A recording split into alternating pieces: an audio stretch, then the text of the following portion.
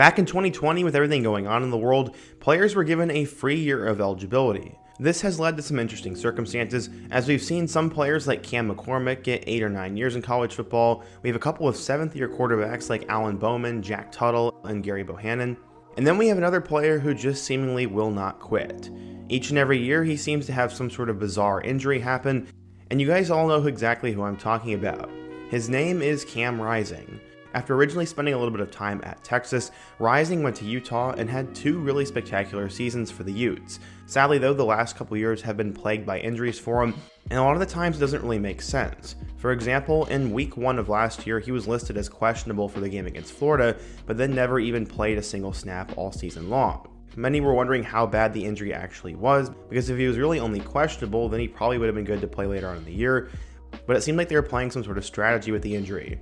The same thing is happening this year, as Rising once again got hurt. Now we don't know if Cam Rising will come back and play for Utah next season, and I hope he doesn't. But either way, today we're going to talk about the player in college football who just will not quit. His name is Cam Rising. We're going to go back in time and talk about how Cam Rising became a big recruit, how he became a star at Utah, and the weird set of circumstances that have happened the last couple of seasons. But before we get started, if you're a big fan of college football, be sure to subscribe to the channel, leave a like if you can support today's video, and let me know what player, team, topic, or situation I can cover next. Now let's get started and talk about Cam Rising. Going back in time, Cam Rising was born in Ventura, California in 1999, making him 25 years old at the time of this video. He was always into sports even as a little kid, spending a lot of time playing basketball and lifting weights in his weight room at his high school. He eventually went to Newbury Park High School, and there his talent was spotted early on. Even in middle school, he was wired towards being a quarterback on the field, as some of this had to do with his dad, who told him that when he was a kid, he thought he would make a good quarterback because of how naturally calm he was under pressure, and Cam would take that to heart and started playing the position. His high school offensive coordinator Keith Smith said, quote, "He's able to relax in the moment even in a tight game. Quarterbacks are a different breed. You've got dudes trying to knock your head off and you have to deliver." He spent his freshman year on the freshman squad while he was at Newbury Park, but instantly burst onto the scene his sophomore year with one of the greatest quarterback seasons in Panther history. He threw for 3,200 yards with 40 touchdowns and just 1 interception. He also added over 700 yards and 11 scores on the ground, and offers would start to flow in once they found out about him. His first offer came from Washington State, followed by pretty much the rest of the Pac-12. During his basketball season, he received offers from Michigan, LSU, Nebraska, and Oklahoma State, but the big school he was focused on was Oklahoma, who offered him at the end of his sophomore year. But he was still focused on football, then adding more offers from Bama, Miami, TCU, and Penn State. He was still laser focused on the Sooners though, and before the start of his junior year, he actually committed to them. At the time, Oklahoma was led by Bob Stoops with Lincoln Riley as the offensive coordinator, and their quarterback room was made up of Baker Mayfield, Kyler Murray, and Austin Kendall. His junior year in 2016, he helped lead Newbury Park to an improved 7-4 record, throwing for 1,300 yards with 14 touchdowns and 4 picks, but he was injured for most of the year and was banged up a few times, only playing in a total of 5 of the Panthers' 11 games. Those injury problems would never really go away, and we'll see a lot more of that throughout his college career, but the injuries didn't slow down his recruiting speed at all, as he added offers from LSU, UCLA, Ole Miss, and Louisville during that 2016 season, and was a top 200 recruit in the nation. But after the year was over, during the 2017 basketball season, he received an offer from Tom Herman and the Texas Longhorns. Before the start of the 2017 season, he decommitted from Oklahoma and flipped to Texas, saying, quote, "I truly believe Coach Herman will bring Texas back to elite status program, and after much thought and discussion with those close to me, I'm fully prepared to say I'm committing to the University of Texas. I'm shutting down my recruitment process to focus on my academics and senior season." So how did his senior year go in 2017? Well, they went 5-6, and Cam only played in 9 games. He threw for 1,700 yards with 15 touchdowns and 6 picks. He finished his time as a high school quarterback ranked as a 3-star recruit in the class of 2018 and the 26th best pro-style player. But first, let's hear a word from today's sponsor, MyBookie. Convicted as I am about a certain bet, be sure to place your bet with MyBookie. This season, MyBookie is pulling out all the stops with incredible promotions like a weekly risk-free boost on Thursdays where you can bet without a sweat. If your bet hits, you win big. If it doesn't, forget it. MyBookie will refund your wager. But that's just the beginning. MyBookie is giving away hundreds of thousands in prizes with their Super, Survivor, and Square contests. Get your entries now in for your shot at huge cash rewards. When you're ready to get started, be sure to use my promo code FISHER50. And make sure to get some extra cash on top of your first deposit. If you type in Fisher50, you'll get up to $1,000 in a welcome bonus bet, plus a $10 casino chip. MyBookie's tiered bonuses make it easy to deposit with crypto or with credit, and the bigger your deposit, the bigger your bonus. The bonus would be 100% match up to $1,000 plus a $10 casino chip. With MyBookie, you can bet on anything, anywhere, at any time, and make your season a winning season. Be sure to check out my link down below and use my promo code Fisher50. When he arrived at Texas, he was the fourth-string quarterback behind Shane Buechele, Sam Ehlinger, and Casey Thompson, so it was no surprise that he was redshirted his freshman year and didn't see any playing time in 2018 with the Horn. That year, Texas finished at 10-4 and would win the Sugar Bowl against Georgia, but the staff decided to move forward with Casey Thompson as their quarterback of the future instead of him, so he decided he'd enter the transfer portal and find a new team for the 2019 season. Utah was losing Jack Tuttle as their backup. He then joined a quarterback room in Utah that featured Tyler Huntley as a starter, and he sat out the entirety of the 2019 season as well. He entered 2020 in the starting race with Jake Bentley, who had transferred into the program from South Carolina.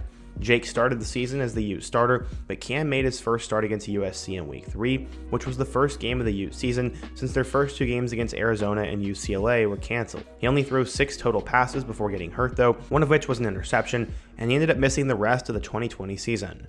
By this point, he'd been a part of 3 football seasons and sat out pretty much all 3 of them.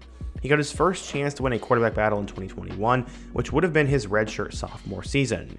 Utah had brought in Charlie Brewer from Baylor to compete for the starting quarterback job, but Cam ended up winning out after Utah lost the Holy War against BYU in the second week of the season. The Utes ended up finishing the season with a 10-4 record, and Cam was the starter for 11 of those games. He finished that year with 2,500 yards and 20 touchdowns, as well as 5 picks, 500 yards on the ground, and 6 scores.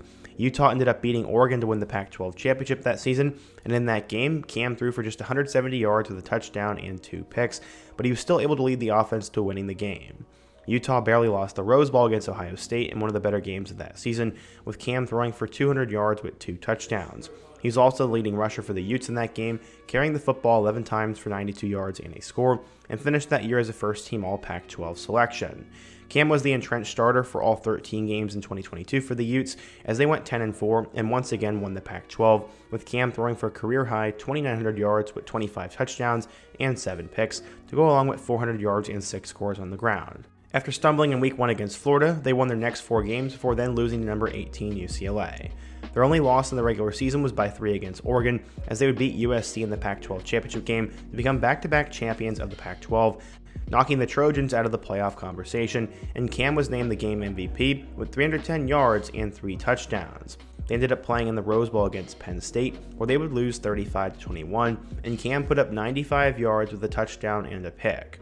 He's actually removed from the game, and backup Bryson Barnes would finish it, which he'd done early in the season when Cam went down with a brief injury before the Wazoo game.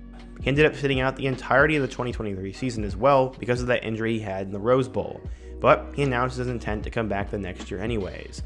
What's also really weird about that whole situation is I remember that Florida-Utah game in Week 1 of 2023.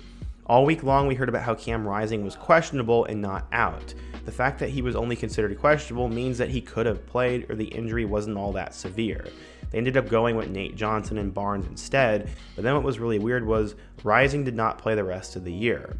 Why was he not listed as out, and why were they even thinking about playing him in Week 1 if his injury was so bad that he couldn't play the whole year?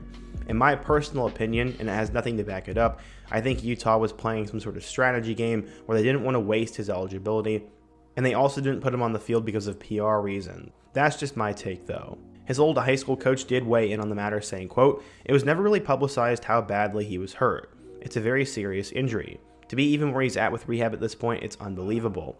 I know he's going to do everything he can to get back and help the Utes win some football games again though." Of course, 2024 will be the Utes' first season in the Big 12 Conference, and there are many people who said because Cam Rising was finally coming back, it would not only be enough to win the Big 12, but to dominate it. That led to Bryson Barnes transferring out of the program and going into Utah State, and it also led Nate Johnson to transferring out and going over to Vanderbilt. Rising would start the first 2 games against Southern Utah and Baylor before he would injure his thumb against the Bears and was forced out of the game while Utah was playing their backup, Isaac Wilson. Cam would finally come back against Arizona State a few weeks later, but would get injured again. This time a pretty severe leg injury, finishing the game but being very clearly hurt in the 27-19 loss. Not long after the game, it was confirmed that it was another season-ending injury and that Cam would not be able to play for the rest of the year. Coach Whittingham in Utah seemed to imply that he wouldn't be coming back to the Utes, saying, quote, "During his time at Utah, Cam has been both a great player and leader for our program, and he will obviously be missed." But even though he's been in college for 7 years, he could potentially get a medical hardship waiver to play an 8th year. While Coach Whittingham did seem to hint that he wouldn't be back, it's not impossible for Cam to return to Utah for his 8th year if the staff did want him back, or he could transfer someone else. I could see him coming back for a number of teams if he does decide to transfer though, but a lot of them are probably smaller schools that could use a quarterback like Cam in the film room as essentially another coach. There's a part of me that really wants to see him hang up the cleats and pick up a clipboard. There's honestly a big part of me that's just kind of tired of him. Each and every year we get a new season injury, we get hyped up about how good he's going to be, and then we find out he can't play and has to ask for another season. Maybe it's because I'm extremely critical of the 7th and 8th year players, but to me, Cam Rising's a player who just won't quit. Maybe that's my fault though. Maybe I don't appreciate the grit and ability to come back from rehab that some of these players have to go through. Or maybe I am right in the sense that these players are taking advantage of the system and will not move on to the real world. It could be a mix of both, but either way, Cam Rising's the one player in college football who will not quit. I'll give him some slack because he has had a ton of injuries, but at the same time there has been some gray area with the injuries, and at some point you just have to admit maybe it just won't work.